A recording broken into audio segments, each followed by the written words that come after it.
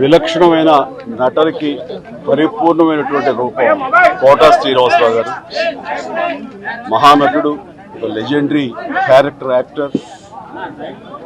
మా ఇద్దరి నట ప్రస్థానం కూడా ఒకే సినిమాతో ప్రారంభమైంది, అది ప్రాణం ఖరీదు.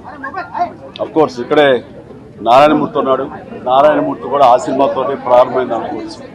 సో సుదీర్ఘమైనటువంటి ఈ నట ప్రస్థానంలో మా అనుబంధం వెనవేస్తుంది. అంతా ఇంత కాదు, ఆయనతో నటిస్తున్నప్పుడు తెర మీద ఆయన నటనను చూసి అద్భుతం అనుకోవడం వేరు, వ్యక్తిగతంగా 1-to-1 కూర్చున్నప్పుడు ఆయన చేసే చమత్కారాలు కానీ చెప్పే జోకులు కానీ అవి ఆద్యంతం చాలా ఉత్సాహపరుస్తుంది. దాంతో షూటింగ్ ఉందంటే కనుక ఇవాళ కోట శ్రీనివాసరావు గారు ఉన్నారు, ఇవాళ చాలా హుషారుగా బాగుంటుందని ఉత్సాహంతో వెళ్ళేవాళ్ళం.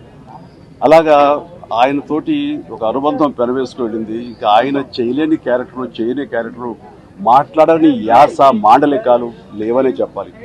అంతగా పరిపూర్ణమైనటువంటి నటన. నాటక రంగం నుంచి వచ్చి సినిమా రంగంలో తనకంటూ ప్రత్యేకమైన స్థానం ఏర్పరచినటువంటి గొప్ప నటుడు. ఆయనతోటి నాకు ఎన్నో సినిమాల అనుబంధం ఉంది. ప్రతి సినిమా ఒక్కొక్క అద్భుతమైనటువంటి నాకు ప్రత్యేకం.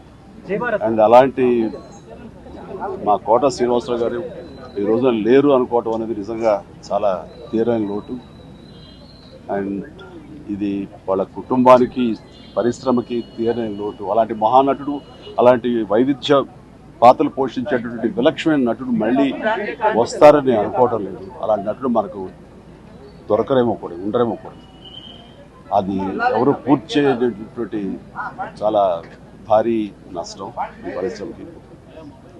వారి ఆత్మనికి శాంతి చేకూరాలని భగవంతుని ప్రార్థిస్తూ, వారి కుటుంబ సభ్యులకి ప్రతి ఒక్కరికి నా ప్రగాఢ సానుభూతిని తెలియజేస్తున్నాను.